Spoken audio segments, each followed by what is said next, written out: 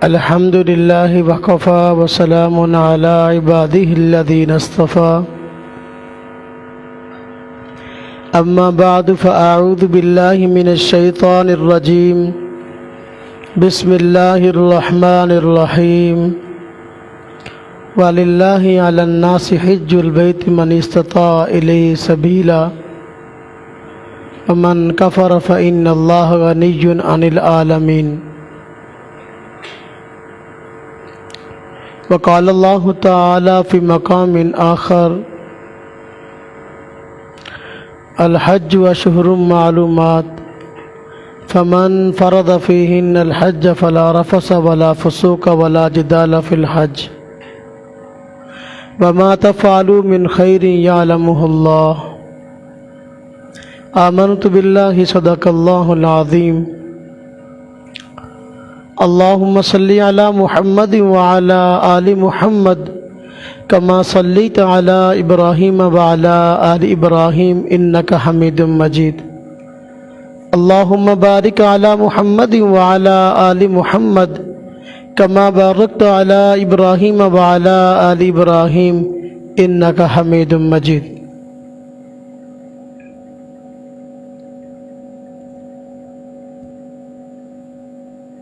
اسلام کے بنیادی ارکان میں سے اہم رکن حج بیت اللہ ہے اور 2 سال کے وقفہ کے بعد مسلمانوں کو اللہ تبارک و تعالیٰ کی توفیق سے پھر سے حج کی توفیق حاصل ہو رہی ہے 6 جون سے پورے پاکستان سے مسلمان حج کرنے کے لیے جا رہے ہیں یہ اللہ تبارک و تعالیٰ کی طرف سے بہت بڑی سعادت ہے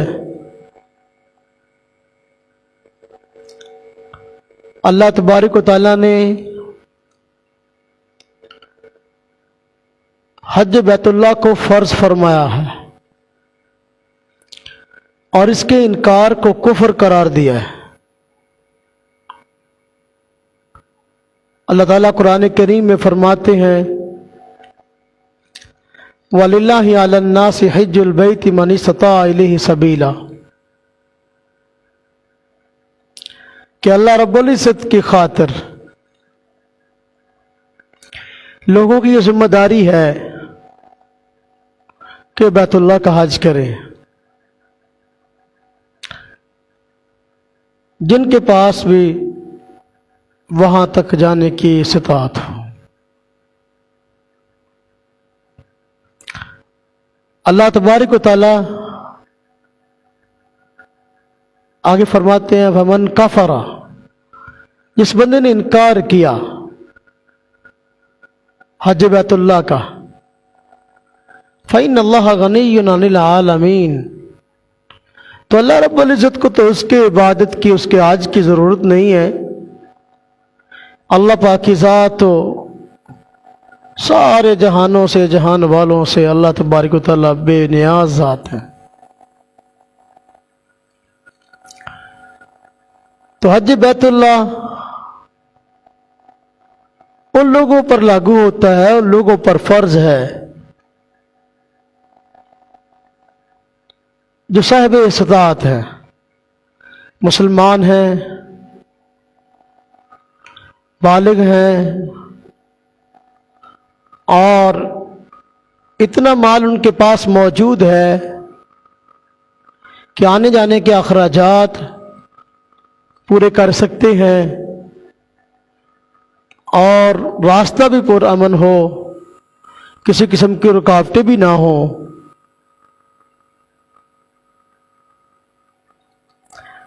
اور شادی شدہ ہے تو حج بیت اللہ پر جانے کی وجہ سے گھر والوں کے جو اخراجات پیچھے ہوں گے ان کو پورا کرنے کی بھی طاقت ہے تو پھر ایسے شخص پر حج کرنا فرض ہے۔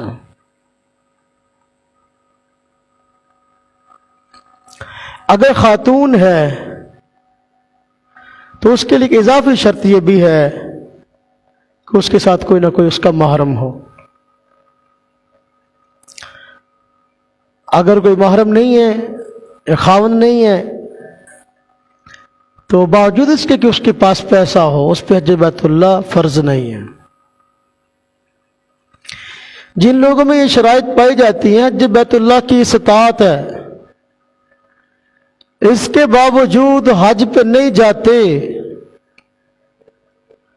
قرآن کریم میں اللہ رب العزت نے ان کے اس عمل کو کفر قرار دیا، ومن کفر فإن اللہ غنی عن العالمین۔ اور ایسا شخص جس پہ حج بیت اللہ فرض تھا لیکن وہ حج بیت اللہ پہ جانے کا انکار کرتا رہا، قیامت کے دن اس کی پیشانی پہ کافر لکھا ہوا ہوگا، اس حال میں آئے گا۔ حضرت عبداللہ بن عمر رضی اللہ تعالی عنہما سے منقول ہے، فرماتے ہیں جس شخص پہ حج فرض ہے لیکن اس کے باوجود وہ حج پہ نہیں جاتا، فرمایا قیامت کے دن اس حال میں آئے گا کہ اس کے پیشانی پر کافر لکھا ہوا ہوگا۔ حضور نبی پاک صلی اللہ علیہ وسلم کا فرمان ہے کہ جس شخص پر حج فرض ہو گیا اس کے پاس استطاعت ہے، سفر کی اخراجات ہیں، ساری چیزیں ہیں اس کے پاس، اس کو کسی قسم کی کوئی رکاوٹ نہیں ہے، کوئی عذر نہیں ہے، لیکن اس کے باوجود وہ حج بیت اللہ کے لیے نہیں جاتا، فرمایا اللہ تبارک و تعالیٰ کی ذات اس سے بے پرواہ ہے، یا اللہ رب اس سے اپنی رحمت کا ہاتھ اٹھا لیتے ہیں۔ اللہ پاک کو اس کی اس بات کوئی پرواہ نہیں کہ وہ یہودیوں کے مرتا ہے یا عیسائیوں کے مرتا ہے۔ یعنی حج بیت اللہ کو استطاعت کے باوجود نہ کرنا بہت بڑی گمراہی ہے، اور اس گمراہی کو حضور نبی پاک صلی اللہ علیہ وسلم نے یہود و نصارہ کی گمراہی کے ساتھ تشبیہ دی ہے، اور اس کی گمراہی کو یہود و نصارہ کی گمراہی کی طرح بتایا ہے۔ بہت بڑے وعید کی بات ہے۔ اور جو بندہ حج کے باوجود حج بیت اللہ پہ نہیں جاتا،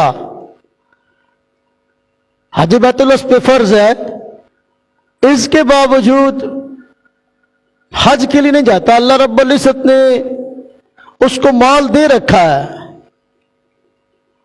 حج بیت اللہ کے لیے نہیں جا رہا، حدیث پاک میں آتا ہے اس کا یہ مال کسی نیک کام پہ خرچ نہیں ہوگا بلکہ کسی نہ کسی گناہ کے کام پہ خرچ ہوگا۔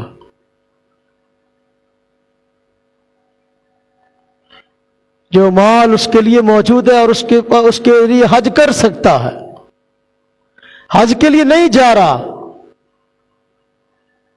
تو یہ مال اس کا گناہوں کے کاموں میں خرچ ہوگا۔ حدیث پاک میں جو ہے وہ تو ایسے ہے کہ یعنی اس بندے کے پاس مال موجود ہے، وہ اس کو اچھے کاموں میں نہیں لگاتا تو اس کا مال برے کاموں میں لگے گا، اللہ کے حکم کے مطابق خرچ نہیں کرتا تو برے کاموں میں خرچ ہوگا۔ حج بیت اللہ اللہ تبارک تعالیٰ کا حکم ہے، جس شخص کے پاس مال ہے وہ حج بیت اللہ اس سے نہیں کرتا تو یقیناً گناہ کسی کام میں اس کا پیسہ خرچ ہوگا۔ آج دیکھ لیں بالکل ایسا ہی ہو رہا ہے کہ بہت سے لوگ جن کو اللہ رب العزت نے حج بیت اللہ کی استطاعت عطا کی ہے، مال عطا کیا ہے، اور ان کے لیے کوئی رکاوٹ نہیں ہے، تو حج بیت اللہ پہ پھر بھی نہیں جاتے، ان کا مال کئی طرح کی فضولیات میں خرچ ہوتا نظر آتا ہے، شادی کی رسومات پہ، منگنی کی رسومات پہ، یا ان مواقع پر گناہوں پہ خرچ ہوتا نظر آ رہا ہے۔ پیسہ ہے، حج پہ نہیں جا رہا، لیکن نکاح کے موقع پر کنجریاں نچا رہا ہے۔ تو یہ گناہ کے کاموں پہ خرچ ہو رہا ہے. اللہ تبارک و تعالیٰ نے مال دیا ہے، حج پہ نہیں جا رہا، تو یہ اور شرابوں پر کبابوں پہ خرچ ہو جائے گا. اس لیے میرے بھائیو، جس پر حج فرض ہے اس کو چاہیے کہ حج بیت اللہ کے لیے جائے. آج ایک بہت بڑا طبقہ ایسا ہے جو کہ حج بیت اللہ فرض ہونے کے باوجود اس پہ نہیں جاتا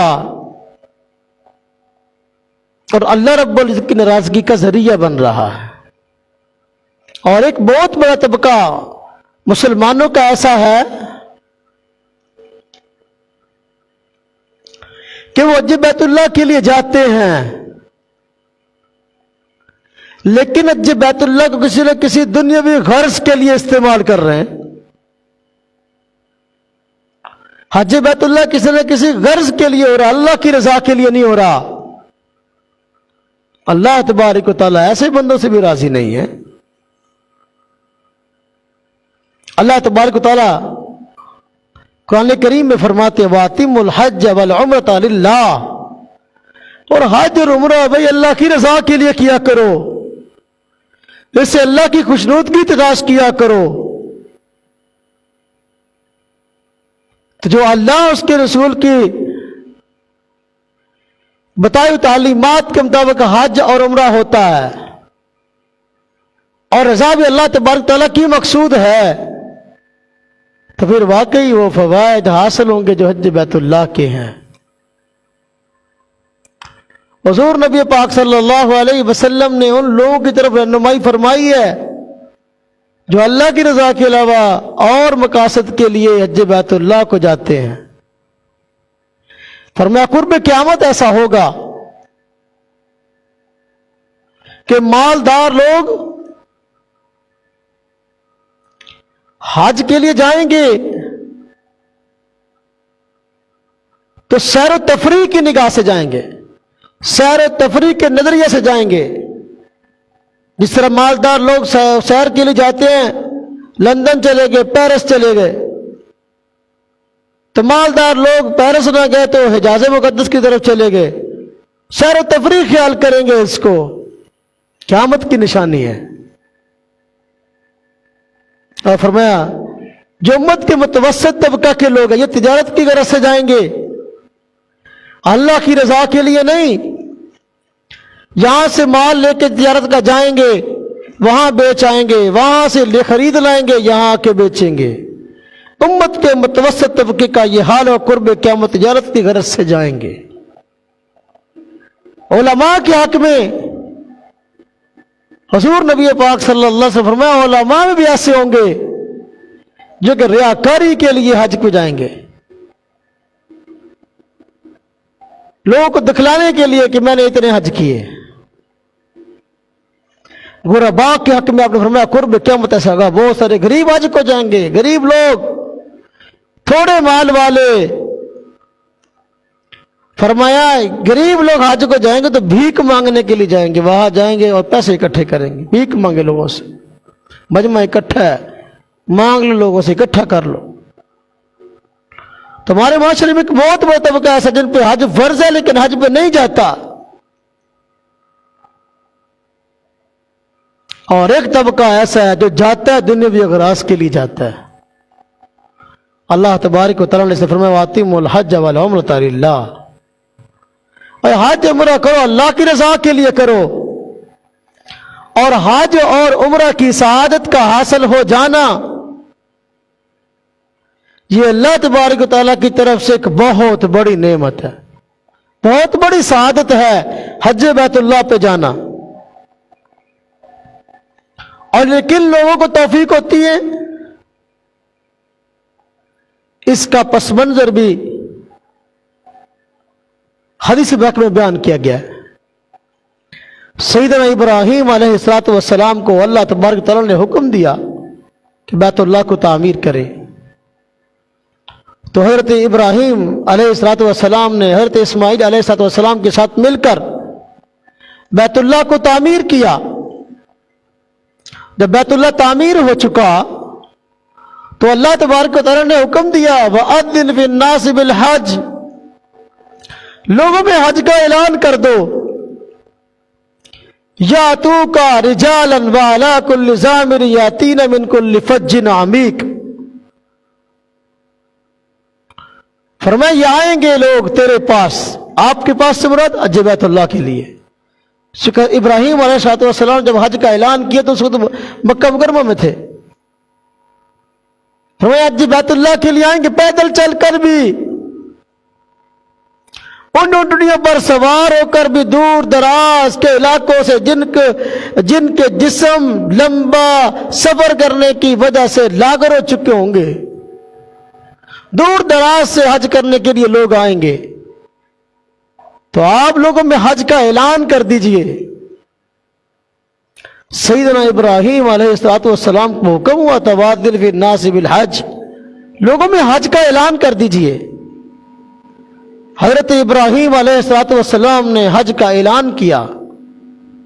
اس سے پہلے آپ نے عرض کیا یا باری تعالیٰ میں کیسے لوگوں میں اعلان کروں، میری آواز اتنی زیادہ اونچی تو نہیں ہے کہ میں بولوں اور پوری دنیا والے اس کو سن لیں۔ اللہ تبارک تعالیٰ نے فرمایا اعلان کرنا آپ کا کام ہے اور آپ کی آواز کو لوگوں کے کانوں تک پہنچانا میرا کام ہے۔ حضرت ابراہیم علیہ السلام نے حج کا اعلان کیا، اللہ تبارک و تعالیٰ نے اس آواز کو پوری دنیا کے کونے کونے تک بھی پہنچا دیا، عالم ارواح تک بھی پہنچا دیا۔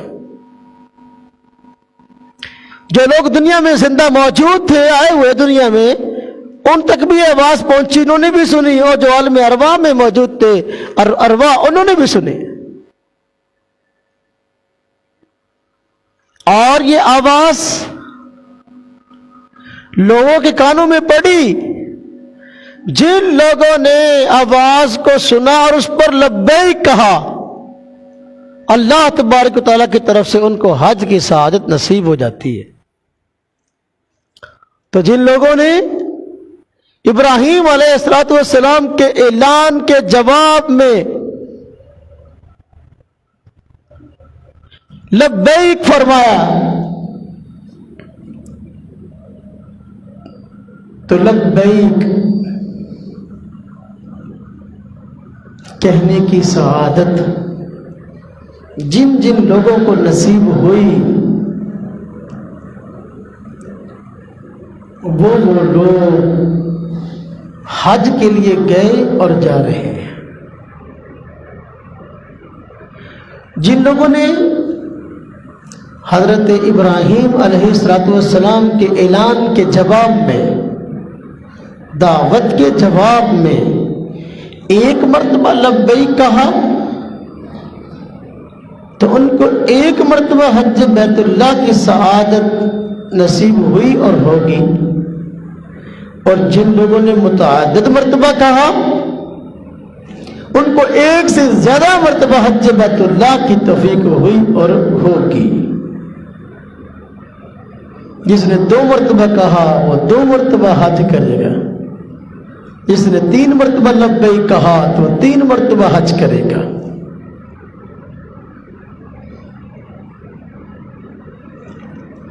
تو حضرت ابراہیم علیہ السلام کو حکم تھا کہ آپ لوگوں میں حج کا اعلان فرما دیں، حج میں آنے کی دعوت دیں۔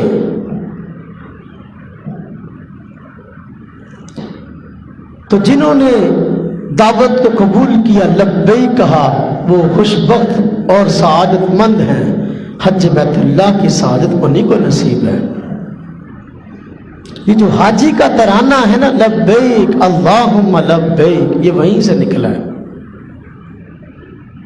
اس کا پس منظر یہی ہے، چونکہ حضرت ابراہیم علیہ السلام کے اعلان اور دعوت کے جواب میں خوش بخت لوگوں نے لبیک کہا تھا، اسی کو حاجی کا ترانہ بنا دیا گیا۔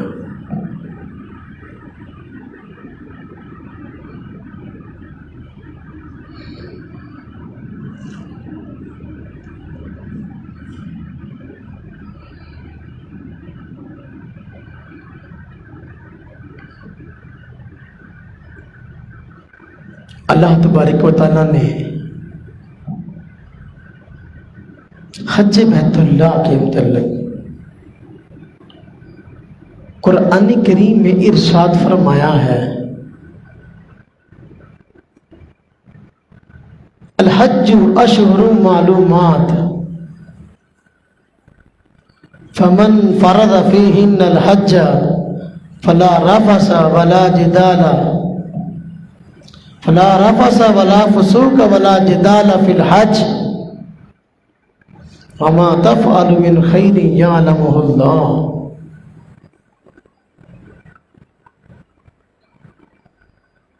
فرمایا الحج اشہر معلومات، حج کا زمانہ چند مہینے ہیں، پورا سال حج نہیں ہوتا، وہ عمرہ ہوتا ہے جو پورا سال ہوتا ہے، اس کو حج اصغر کہا گیا ہے۔ فرمایا حج کے چند مہینے ہیں، کون کون سے؟ شوال، ذوالقعدہ، ذی الحج، اور ابتدا یکم شوال سے ہوتی ہے 10 ذی الحج تک۔ اگرچہ حج ان تمام دنوں میں نہیں ہوتا، شوال میں حج نہیں ہوتا، ذوالقعدہ میں حج نہیں ہوتا، اعمال حج کی 8 ذی الحج سے ہوتی ہے، لیکن چونکہ سفر کرنے والے لوگ وہ ان مہینوں میں سفر شروع کر دیتے ہیں، اس لیے ان کو حج کے مہینے بتایا گیا ہے۔ الحج اشہر معلومات، فرمایا فمن فرض فیہن الحج، ان مہینوں میں، ان دنوں میں جو حج کے ہیں، جس بندے نے اپنے اوپر حج کو مقرر کر لیا، فلا رفث ولا فسوق ولا جدال فی الحج،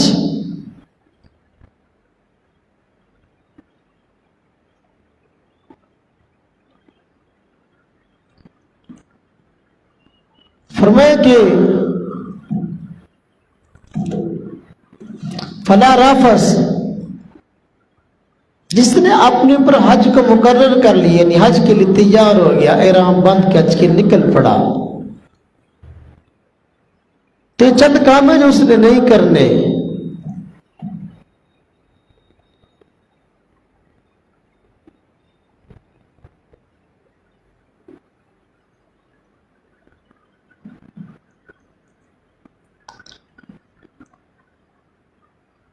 بیوی کے ساتھ بے حجاب نہیں ہونا، گناہ کا کام نہیں کرنا کوئی بھی، اور حج کے دنوں میں جھگڑا نہیں کرنا، نیکی کے کام کرنے۔ فرمایا جو بھی ما تفعل من خیر فإن اللہ یعلم، جو بھی کوئی نیکی کا کام کرتا ہے اللہ تبارک تعالیٰ اس کو جانتے ہیں۔ حج کے موقع پر چند چیزوں سے منع کیا گیا ہے۔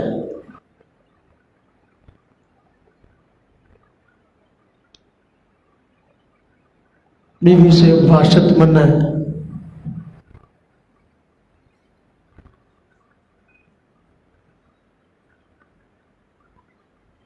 فوش بات، رفث کا ویسے معنی ہوتا ہے فوش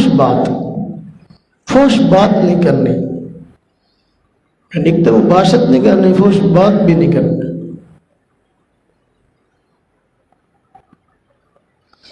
ولا فسوق، گناہ نہیں کرنا۔ فوش بات کون سی ہے؟ ایک وہ ہے، دو طرح کی ہے، ایک وہ جو حج کے دنوں کے علاوہ بھی ممنوع ہے، جس طرح کہ زنا، بد نگاہی اور خام خواہ کی گندی باتیں، یہ بھی ناجائز ہے۔ اور دوسری فوش بات جو عام دنوں میں گناہ تو نہیں ہے، جس طرح کہ بیوی سے بے حجاب ہونا، بے حجابی کی باتیں کرنا، بے پردہ ہونا، لیکن حج کے دنوں میں احرام کے بعد یہ ممنوع ہے، یہ بھی منع ہے۔ ولا فسوق، اللہ پاک کے حکم کی نافرمانی نہیں کرنی، یہ بھی دو طرح کے کام ہیں۔ بعض کام ہوئے جو حج کے دنوں کے علاوہ بھی ممنوع ہیں، جس طرح کہ شراب پینا، یہ باقی دنوں میں منع ہے تو حج کے دنوں میں بھی منع ہے احرام کی حالت میں۔ اور بعض کام ایسے باقی دنوں میں منع تو نہیں ہے لیکن حج کے دنوں میں منع ہے، جس طرح کہ خوشبو لگانا مثلا یہ منع ہے، باقی دنوں میں منع نہیں ہے لیکن احرام کی حالت میں منع ہے۔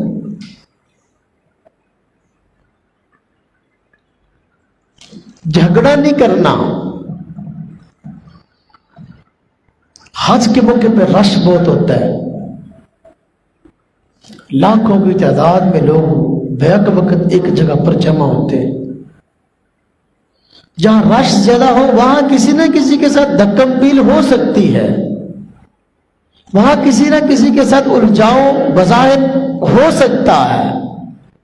ایسے موقع پر درگزر سے کام لینا، معاف کرنا، تجپوشی کرنا اس کا حکم ہے۔ جس بندے نے اس چیز کا خیال کیا بہت بڑی نیکی، اللہ تبارک تعالیٰ اس کو جانتے، اس کا بدلہ عطا فرمائیں گے۔ حضور نبی پاک صلی اللہ علیہ وسلم نے ارشاد فرمایا کہ جس بندے نے حج بیت اللہ کیا اور اس میں کوئی فحش بات نہ کی، فحش کام نہ کیا، کوئی گناہ نہ کیا، جھگڑا نہ کیا، صحیح معنوں میں حج کیا،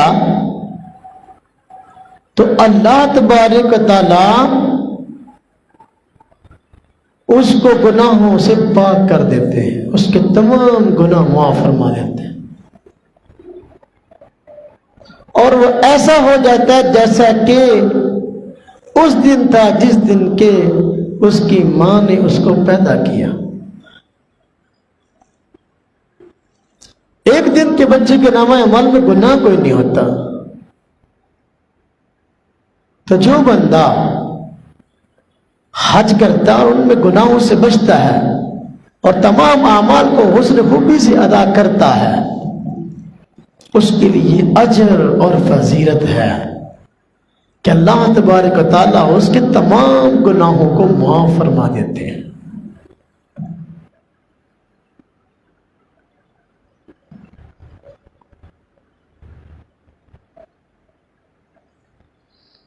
حضور نبی پاک صلی اللہ علیہ وسلم کا فرمان ہے، حج کی فضیلت میں فرمایا کہ حج کا بدلہ جنت ہی ہے۔ جس بندے نے حج کیا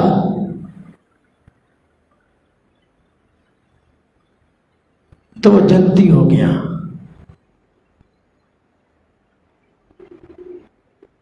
فرمایا اس میں کام بھی، حج کا بدلہ جنت ہی ہے، جس نے کام بھی اس میں اچھے کیے یقیناً جنت میں جائے گا۔ اور اس کی تشریح فرمائی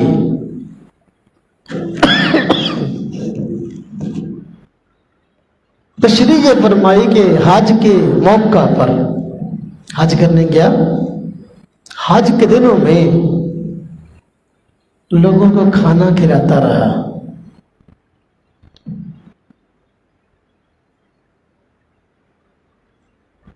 تو یہ اس کے جنت میں جانے کا باعث ہے۔ کھانا کھلانا ایک بہت بڑی نیکی ہے، اور حضور نبی پاک صلی اللہ علیہ وسلم نے اس کو بہت زیادہ پسند فرمایا ہے۔ جب مدینہ شریف تشریف لائے آپ صلی اللہ علیہ وسلم ہجرت کر کے، تو جو باتیں آپ نے پہلے ارشاد فرمائی نا، ان میں یہ بھی تھا، اطعم الطعام، لوگوں کو کھانا کھلاؤ۔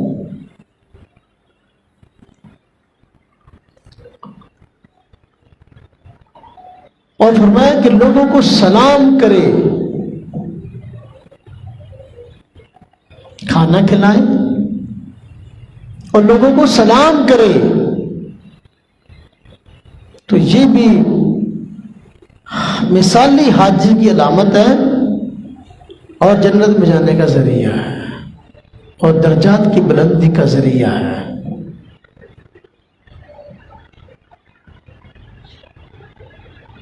حضور نبی پاک صلی اللہ علیہ وسلم فرماتے ہیں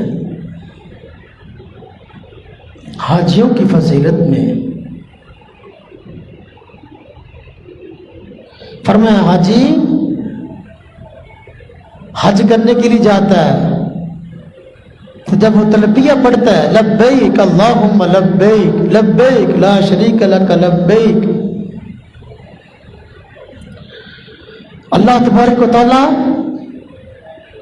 بہت راضی ہوتے ہیں، اور جب وہ یہ الفاظ کہہ رہا ہوتا ہے اس کے جو ارد گرد کی چیزیں ہوتی ہیں، پتھر، درخت اور چیزیں، وہ بھی اس کے ساتھ مل کر یہی تلبیہ کہتی ہیں، حج کے ساتھ مل کر لبیک اللہم لبیک۔ فرمایا ساتھ والی چیزیں کہتی ہیں، پھر ان سے سن کر ساتھ والی کہتی ہیں، پھر اور ساتھ والی، یہاں تک کہ ہر چیز گونج رہی ہوتی ہے لبیک اللہم لبیک کی آوازوں سے، حج کی آواز کے ساتھ۔ بہت بڑی اجر اور فضیلت کی بات ہے۔ حضور نبی پاک صلی اللہ علیہ وسلم کا فرمان ہے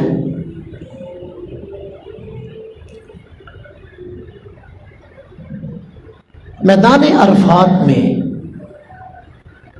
جب حاجی لوگ جمع ہوتے ہیں،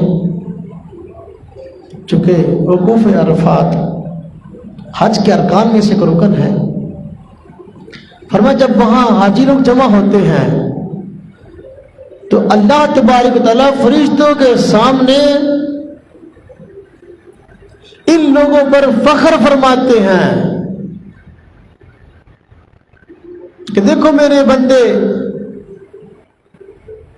کیسی گرمی میں، تڑپتی ہوئی گرمی میں میدان میں وقوف عرفات کر رہے ہیں، عرفات میں ٹھہرے ہیں، پراگندوں بالوں کے ساتھ ہیں، عرب میں پانی کی قلت ہے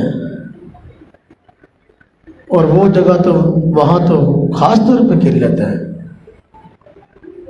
تو وہاں نہانے کا اور پانی استعمال کرنے کا ایسا موقع نہیں ہوتا، تو اللہ تبارک تعالیٰ بندے کو تڑپتا ہوا دیکھ کر اس پر فخر فرماتے، دیکھو میری ذات کے لیے ساری مشقتیں برداشت کر رہا۔ یہ حاجی کے لیے اعزاز کی بات ہے کہ اللہ تبارک و تعالیٰ اس کی وجہ سے فرشتوں پر فخر فرمائے۔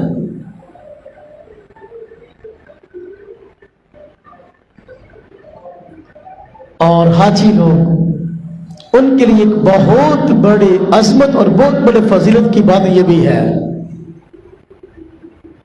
کہ وہ اللہ کے مہمان ہوتے ہیں، ضیوف الرحمان ہوتے ہیں، رحمان کے مہمان۔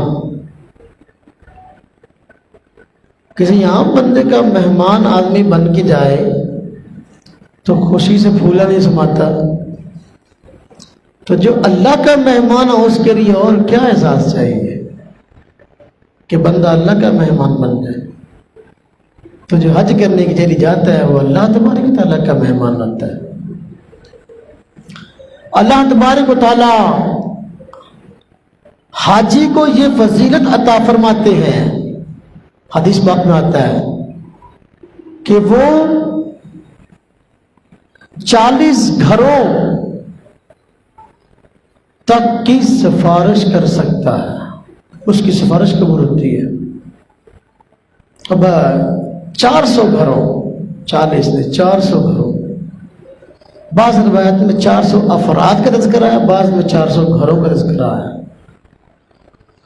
کہ ایک حاجی کی سفارش 400 گھروں یا 400 افراد تک قبول کی جائے گی۔ خاندان کے اندر جتنے حاجی زیادہ ہوں گے ان خاندانوں کے لیے اتنا ہی زیادہ مغفرت کا ذریعہ ہوگا۔ اور وہ سفارش کریں گے قیامت کے دن۔ یہ بہت بڑی اجر کی بات ہے۔ حضور نبی پاک صلی اللہ علیہ وسلم کا فرمان ہے، حاجی کو یہ اعزاز عطا کیا آپ نے، فرمایا جب کوئی بندہ حج کر کے آئے تو اس سے جا کے سلام کیا کرو، اور فرمایا اس کے گھر میں داخل ہونے سے پہلے اس سے اپنے گناہوں سے مغفرت، یعنی اب دعاؤں اس سے دعا کی درخواست کیا کرو کہ اللہ پاک سے دعا کرے اللہ پاک میرے لیے دعائے مغفرت، میری گناہوں کو بخش دے۔ اس سے گناہوں سے مغفرت کی دعا کے لیے درخواست کیا کرو، کہا کرو بھی دیکھو آپ حج کر کے آئے ہیں تو میرے لیے بھی دعا کریں اللہ تبارک و تعالیٰ میرے گناہوں کو بخش دے۔ آگے وجہ بیان فرمائی آپ نے کہ فَإِنَّهُ مَغْفُورُ اللَّهُ، وجہ یہ ہے کہ اللہ تبارک و تعالیٰ اس کے گناہوں کو بخش چکے ہوتے ہیں۔ وہ حج کر کے آتا ہے تو گناہوں سے پاک ہو کے آتا ہے، لہذا اس کے گھر میں داخل ہونے سے پہلے اسے سلام میں پہل کرو، سلام لو جا کر، اور گناہوں سے معافی کی درخواست کرو کہ میرے حق میں آپ دعا فرمائیں اللہ تعالیٰ میرے گناہوں کو بخش دے۔ یہ بہت بڑے اجر کی بات ہے، بہت بڑی فضیلت کی بات ہے کہ ایک بندہ ایمان کی اور اعمال کی قبولیت کی ایسی سطح پہ پہنچ جائے کہ دوسرے لوگ اس سے اپنے گناہوں سے معافی کے لیے دعاؤں کی درخواست کریں۔ یہ بہت بڑے اجر کی بات ہے۔ حضور نبی پاک صلی اللہ علیہ وسلم کا فرمان ہے حاجی کے حق میں، فرمایا کہ حاجی آدمی اگر حج کے سفر کے دوران فوت ہو جائے، حج کے سفر کے دوران فوت ہو جائے تو آپ نے فرمایا حج کرنے والا ہے یا عمرہ کرنے والا ہے، اگر اس سفر کے دوران فوت ہو جاتا ہے تو قیامت تک اس کے حق میں حج اور عمرہ کا ثواب لکھا جاتا رہے گا۔ تو حج اور عمرہ کے سفر میں موت بھی بڑی بابرکت ہے، رش ہوتا ہے، اور رش کی وجہ سے بسا اوقات بندے کسی کے نیچے آ جاتے ہیں، رش میں پھنس جاتے ہیں، موت ہو جاتی ہے۔ تو یہ موت بھی بابرکت ہے۔ فرمایا حج عمرہ کے سفر میں جو آدمی فوت ہو گیا قیامت تک اس کے حق میں حج اور عمرہ کا ثواب لکھا جاتا رہے گا۔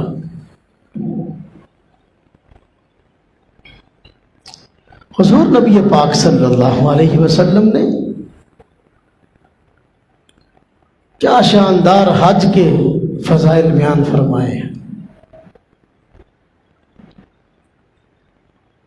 سارے کے سارے گناہ معاف،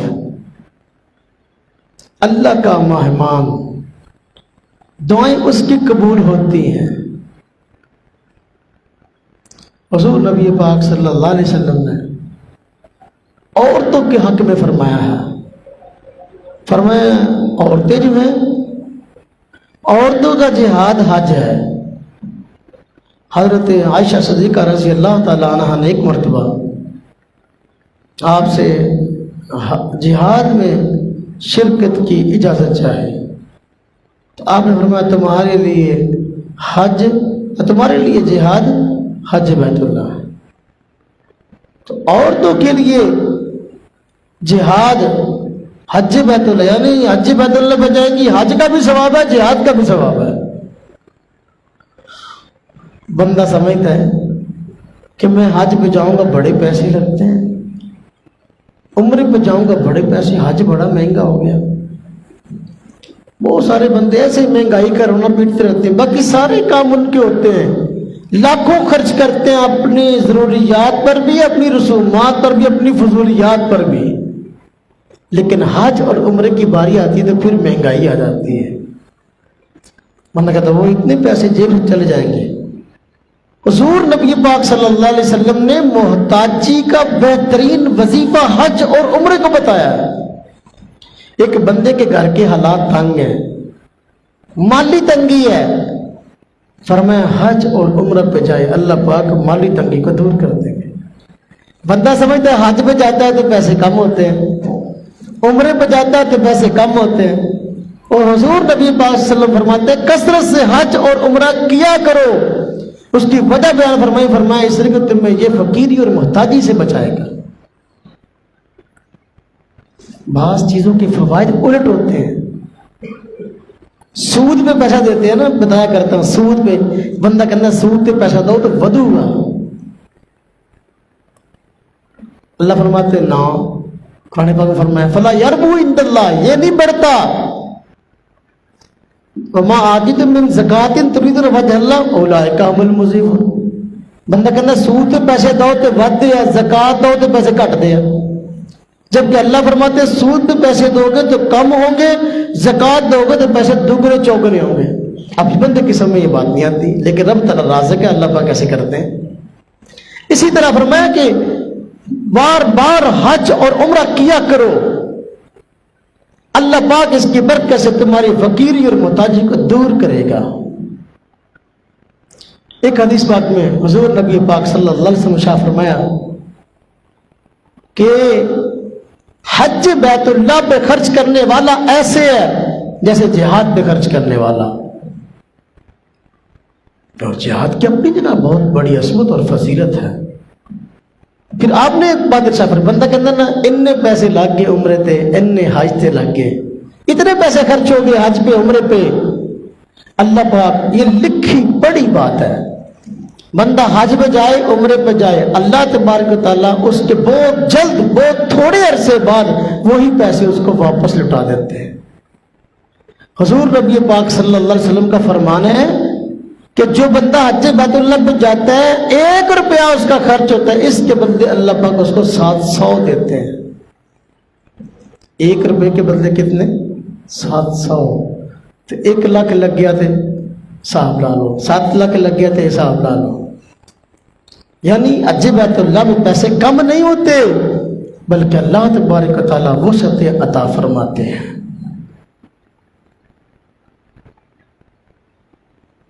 بس اوقات بندہ سمجھتا ہے کہ پیسے تو ہیں، اسباب بھی ہیں، سب کچھ ہے، لیکن خود میں جاؤں گا تو تھک جاؤں گا، میں حج بیت اللہ والا سفر مشقت والا ہے، میں وہاں مشقت برداشت نہیں کر سکوں گا، یعنی میری جان کمزور ہے، تو وہ خود نہ جائے بلکہ حج بدل کروا لے، کسی اور کو بھیج دے اپنی طرف سے۔ شریعت نے ہر مسئلے کا حل رکھا ہے، کوئی مسئلہ ایسا نہیں جس کا حل نہ ہو۔ جو خود نہیں جا سکتا حج میں کسی اور کو بھیج دے، اس کی طرف سے حج ادا ہو جائے گا۔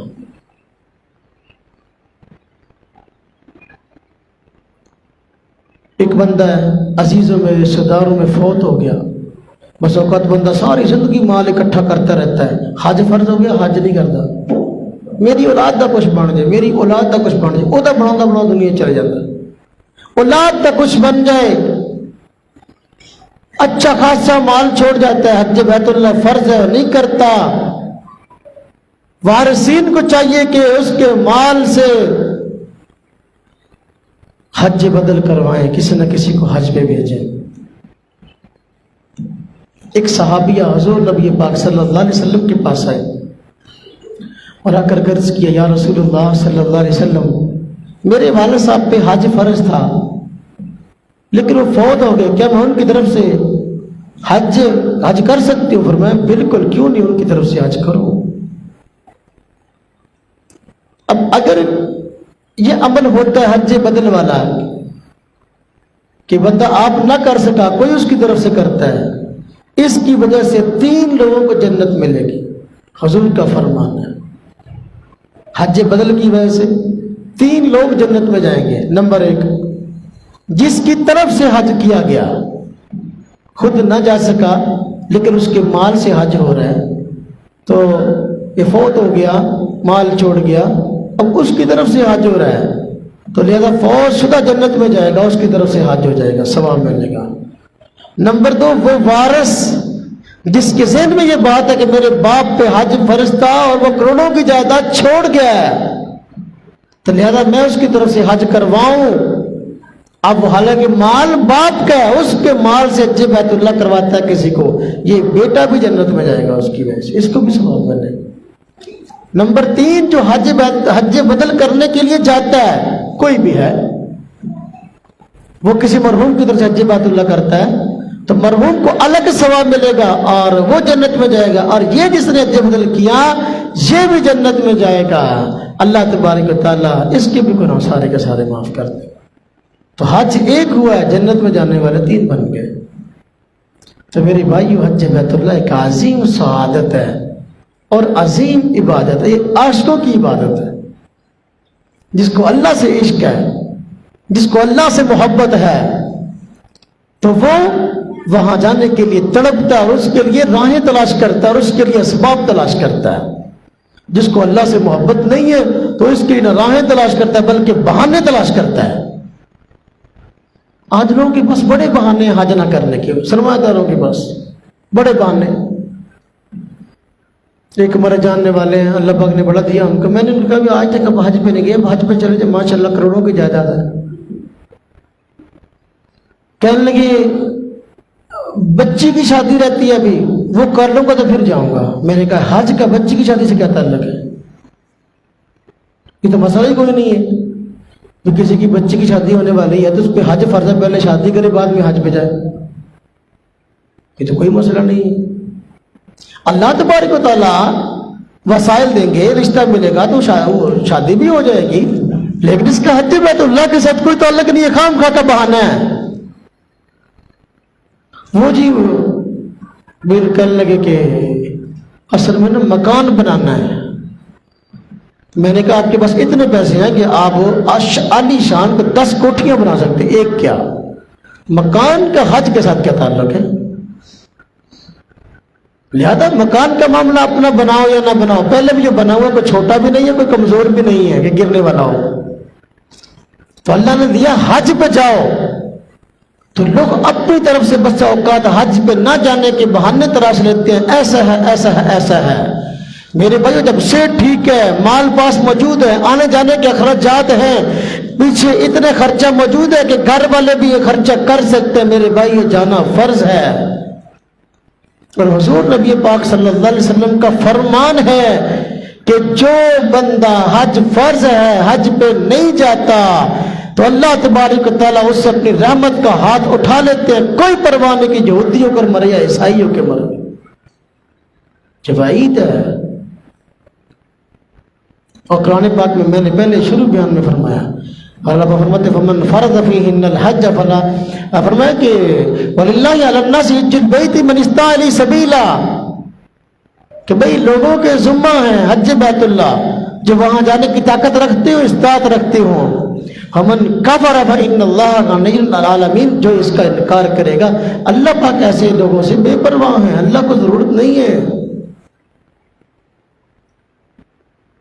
عبداللہ بن عمر رضی اللہ تعالیٰ نے فرمایا جس بندے پہ حج فرض ہے حج کرنے نہیں گیا، قیامت کے دن اس حال میں اٹھے گا کہ اس کے چہرے پہ پیشانی پہ کافر لکھا ہوا ہوگا۔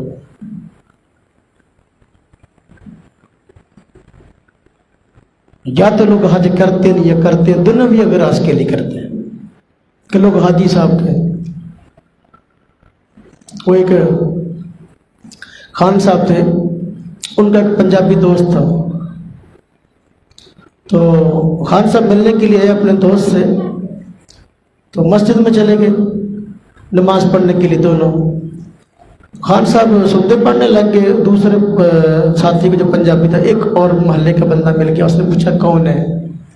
تو اس نے کہا یہ میرا دوست ہے، خیبر پختونخوا سے ہے، پشاور سے ہے، بڑا نیک ہے، ماشاءاللہ نمازی بھی ہے، جی اس کی کافی صفات بیان کی، متقی پرہیزگار ہے، اخلاق کا بڑا اچھا ہے۔ وہ نماز پڑھتے پڑھتے کہتا ہے اس کو بتاؤ کہ میں نے حج بھی کیا ہوا ہے. نماز پڑھتے پڑھتے کہتا ہے میری اور جو صفات بیان کر رہے ہو یہ بھی بتاؤ کہ میں نے حج کیا ہوا ہے. مطلب یہ کہ بعض لوگ حج کرتے ہیں اس لیے کہ ہمارے نام کے ساتھ حاجی لکھا جائے. تو میرے بھائیو حاجی لکھوانا حرام نہیں ہے، لیکن واتم الحج والعمرۃ للہ، اگر حج کرو تو اللہ کی رضا کے لیے کرے، اللہ راضی ہو جائے. جب اللہ تبارک و تعالیٰ راضی ہو جائے گے انشاءاللہ تعالیٰ پھر آپ حاجی لکھوائیں تو یہ شریعت میں منع نہیں ہے. تو اللہ تبارک و تعالیٰ ہم سب کو حج کی توفیق عطا فرمائے، حج کی سعادت عطا فرمائے، اور اللہ تبارک و تعالیٰ جن کے پاس وسائل نہیں ہیں ہم جیسے لوگوں کے ساتھ اللہ پاک ہمیں وسائل عطا فرمائے، اور اس کے لیے دعائیں کریں گے تو اللہ تبارک و تعالیٰ اس کی برکت سے کوئی نہ کوئی حل بھی نکال دیں گے. وآخر دعوانا الحمدللہ.